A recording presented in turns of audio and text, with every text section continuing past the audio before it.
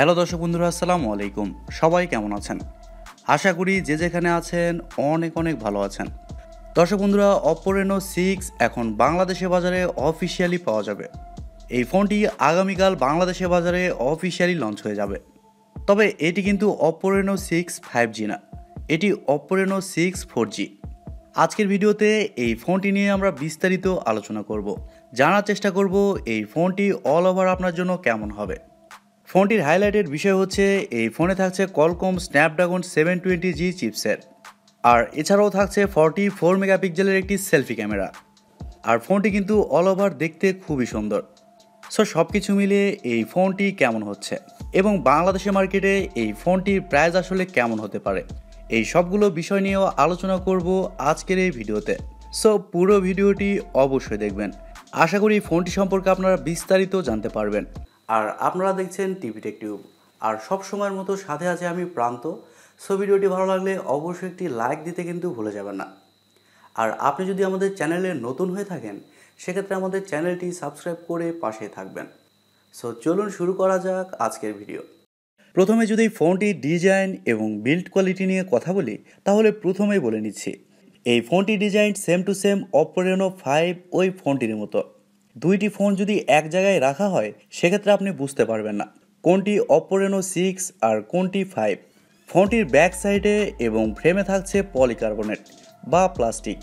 তবে ফোনটিকে দেখলে একদমই মনে হয় না যে এই ফোনটির ব্যাক সাইডে প্লাস্টিক ব্যবহার করা হয়েছে।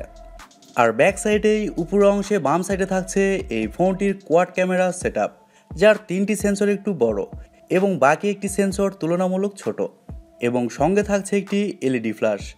আর একেবারে নিচের দিকে থাকছে অপ্পোর ব্র্যান্ডিং। অপ্পো এই ফোনটিকে যথেষ্ট স্লিম এবং লাইট ওয়েট করার চেষ্টা করেছে। ফোনটির থিকনেস করা হয়েছে 7.8 মিলিমিটার এবং ওজন করা হয়েছে 173 গ্রাম। সো আমরা বলতেই পারি এই ফোনটি যথেষ্ট স্লিম এবং লাইট ওয়েট।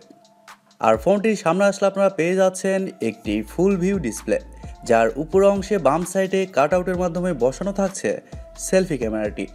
তবে ভালো ব্যাপার হচ্ছে এই ফোনে থাকছে ইন ডিসপ্লে ফিঙ্গারপ্রিন্ট সেন্সর, যা যথেষ্ট ফাস্ট এবং অ্যাকুরেট বলে জানতে পেরেছি।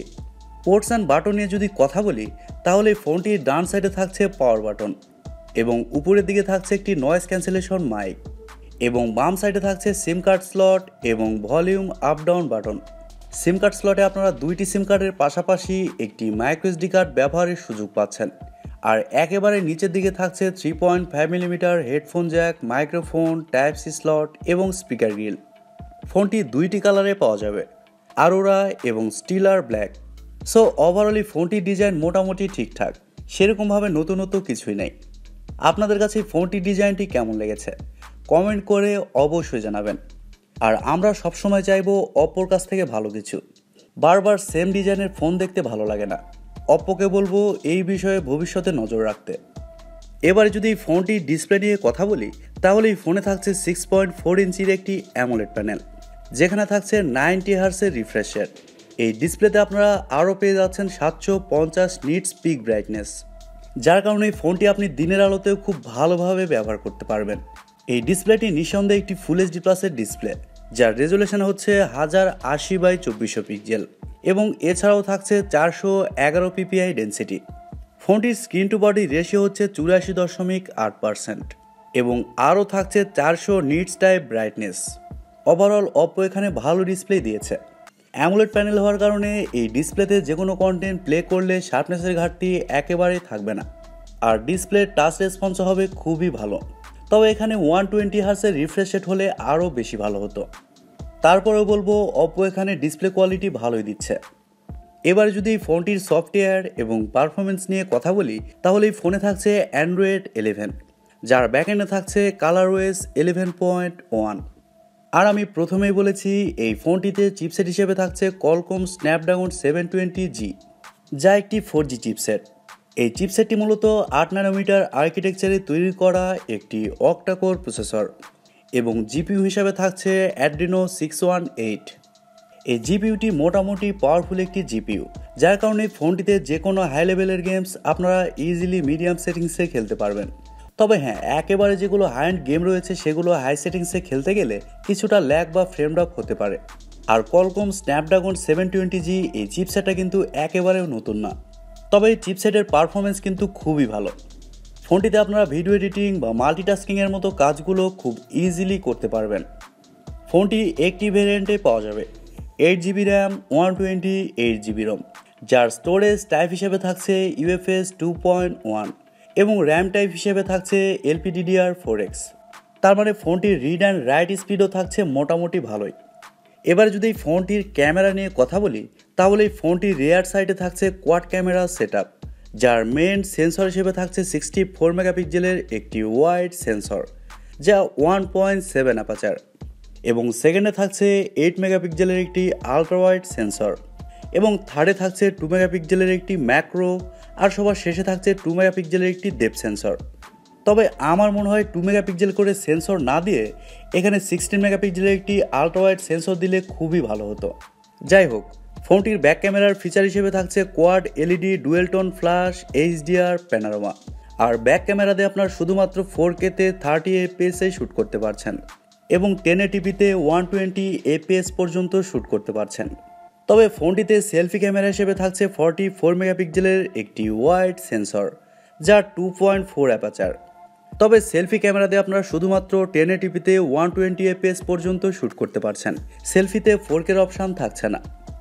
আর ফটো কোয়ালিটির কথা বলতে গেলে এই ফোনটির ফটো কোয়ালিটি মোটামুটি ভালো হবে বলে জানতে পেরেছি, আর অপ্পো রেনো সিরিজের ফোনগুলোর ফটো কোয়ালিটি মোটামুটি ভালোই হয়। এবার আসলে আমাদের দেখার পালা যে বাংলাদেশের ওয়েদারে এই ফোনটির ফটো কোয়ালিটি আসলে কতটা ভালো হয়।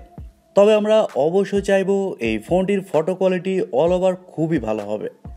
ফোনটিতে আপনারা ওয়াইফাই, ব্লুটুথ, GPS, NFC-র মতো আরও অনেক ফিচার পেয়ে যাচ্ছেন, এবং USB-তে থাকছে USB Type-C 2.0। এবার যদি ফোনটির ব্যাটারি এবং চার্জার নিয়ে কথা বলি, তাহলে এই ফোনে থাকছে 4310 mAh-এর একটি ব্যাটারি, আর ফোনটিকে চার্জ করার জন্য থাকছে 50 ওয়াটের একটি ফাস্ট চার্জার। তবে ফোনটিতে ব্যাটারির সাইজটা একটু কম দেওয়া হয়েছে, তবে এটিরও কিন্তু একটি কারণ আছে। ফোনটিকে স্লিম রাখার জন্যই মূলত ফোনটিতে ব্যাটারির সাইজটা একটু কম দেওয়া হয়েছে। তারপরেও 4310 mAh ব্যাটারি দিয়ে কিন্তু এই ফোনটি আপনি নর্মাল ইউজে একদিন ভালোভাবেই চালাতে পারবেন। তবে হ্যাঁ, আপনি যদি একেবারে হেভি ইউজার হন, সেক্ষেত্রে এই ফোনটি আপনি হয়তোবা একদিন চালাতে পারবেন না। এবারে কথা বলা যাক এই ফোনটির প্রাইস এবং লঞ্চিং ডেট সম্পর্কে। দর্শক বন্ধুরা, আমি প্রথমে বলেছি এই ফোনটি আগামীকাল বাংলাদেশের বাজারে লঞ্চ হচ্ছে, অর্থাৎ 4 নভেম্বর। তবে ফোনটির প্রাইস কিন্তু এখনও জানতে পারিনি। ধারণা করা হচ্ছে বাংলাদেশের বাজারে এই ফোনটির প্রাইস হতে পারে 32 থেকে 33 হাজার টাকা। এটি কিন্তু এক্সপেক্টেড প্রাইস। তবে হ্যাঁ, ফোনটির প্রাইস যখনই জানতে পারবো, ভিডিওর ডিসক্রিপশানে এই ফোনটির প্রাইস আমি দেওয়ার চেষ্টা করব। এবারে কথা বলা যাক অল ওভার এই ফোনটি আপনাদের জন্য কেমন হবে। দর্শক বন্ধুরা, প্রথমত আমরা অনেকেই ওয়েট করছিলাম অপ্পো রেনো 6 5Gর জন্য। অপ্পো কেন যে 4Gটা লঞ্চ করলো, এটা আসলে বোধগম্য হচ্ছে না। তারপরে ওই ফোনটি কিন্তু ভালো কিছুই অফার করছে। কলকম স্ন্যাপড্রাগন 720G চিপসেট এবং ডিসপ্লে হিসেবে থাকছে অ্যামোলেড প্যানেল। যদিও বা ব্যাটারি সাইজ একটু কম, তারপরেও অল ওভার ঠিকঠাক। তবে আমার মনে হয় বাংলাদেশের মার্কেটে এই ফোনটি যদি 30 হাজার টাকার কমে আসতো, সেক্ষেত্রে এই ফোনটি ভ্যালু ফর মানি হতো। কারণ অন্যান্য ব্র্যান্ড কিন্তু এরকম প্রাইজিংয়ে অনেক ভালো কিছুই অফার করছে। তারপরেও বলবো, আপনারা যদি অপ্পো লাভার হয়ে থাকেন, সেক্ষেত্রে এই ফোনটি আপনারা নিতে পারেন। আর তাছাড়া ভ্যালু ফর মানির কথা চিন্তা করলে এই ফোনটি 30 হাজার টাকায় ঠিকঠাক, এর বেশি হলে আসলে একটু খারাপই লাগবে। সো দর্শক বন্ধুরা, এই ছিল আজকের ভিডিওটি আপনাদের কাছে কেমন লেগেছে কমেন্ট করে অবশ্যই জানাবেন। আর ভিডিওটি যদি সত্যিই ভালো লেগে থাকে, তাহলে টিপি টেক টিউব চ্যানেলটি সাবস্ক্রাইব করবেন, ভিডিওতে একটি লাইক দিবেন, আর সব সময় আমাদের পরিবারের একজন হয়ে থাকবেন। কারণ আপনাদের সাপোর্ট এবং ভালোবাসা সব সময় প্রয়োজন। সো আজকের মতো এ পর্যন্তই। সবাই অনেক অনেক ভালো থাকবেন এবং নিরাপদে থাকবেন।